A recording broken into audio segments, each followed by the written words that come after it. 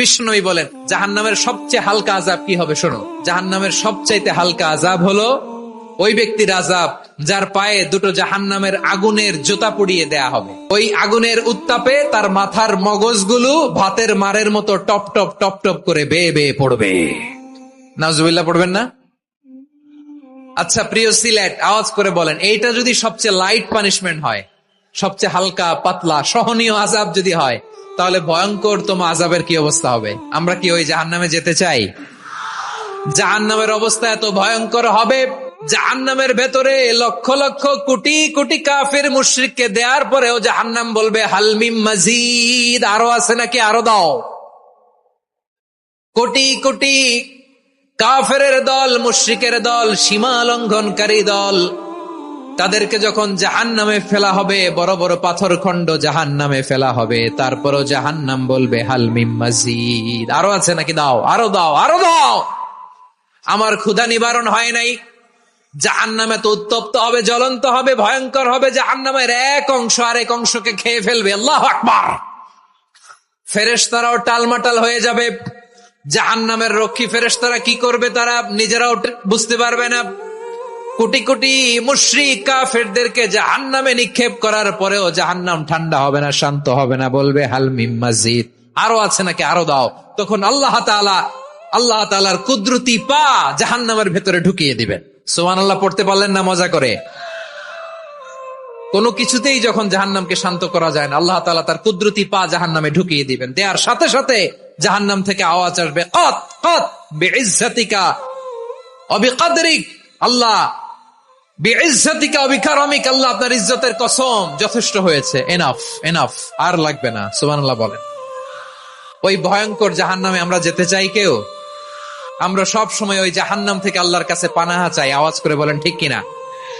বিশ্বনবী সব সময় আল্লাহর কাছে আল্লাহর জান্নাত চাইতেন, আল্লাহর জাহান্নাম থেকে পানাহা চাইতেন। তিনি বলতেন আল্লাহুম্মা ইন্না নাসআলুকাল জান্নাতা ওয়া নাউযু বিকা মিনান নার, আল্লাহ তোমার কাছে জান্নাত চাই, তোমার জাহান্নাম থেকে পানাহা চাই।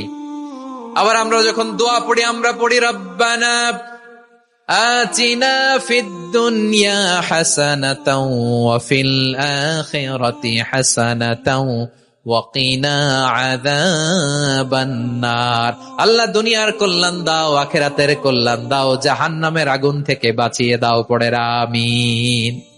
ওয়া কিনা আযাবান নার মানে কি? আল্লাহ তুমি আমাদেরকে বাঁচাও আগুনের শাস্তি থেকে।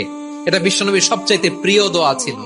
নবী যখন তাওয়াফ করতেন, প্রতিটা তাওয়াফে তিনি এই দোয়াটা পড়তেন।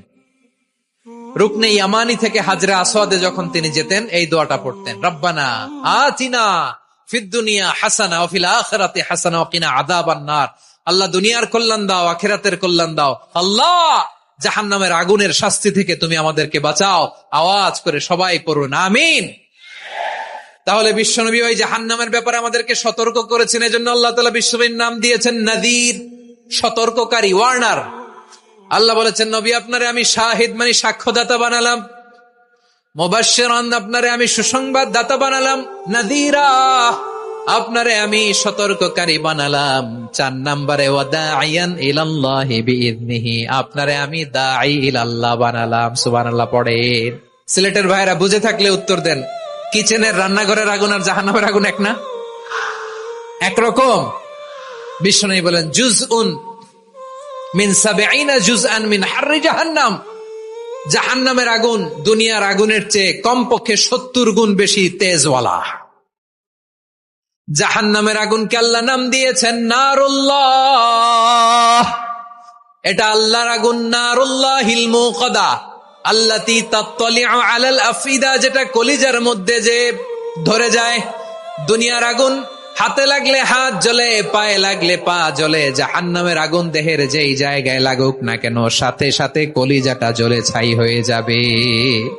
নারুল্লাহিল মুকাদা আল্লাতী তাত্তালিউ আলাল আফইদা, জাহান্নামের আগুন গায়ে লাগলে আপনার কলিজা পুড়ে ছাই হয়ে যাবে। ওই জাহান্নামে আমরা যেতে চাই? আমরা তো সবাই মিলে নাশিদ গাইলাম, জান্নাতে আমরা একা যাব না, সবাই মিলে যাব। ওই জাহান্নাম থেকেও সবাই মিলে বাঁচার দরকার আছে না নাই?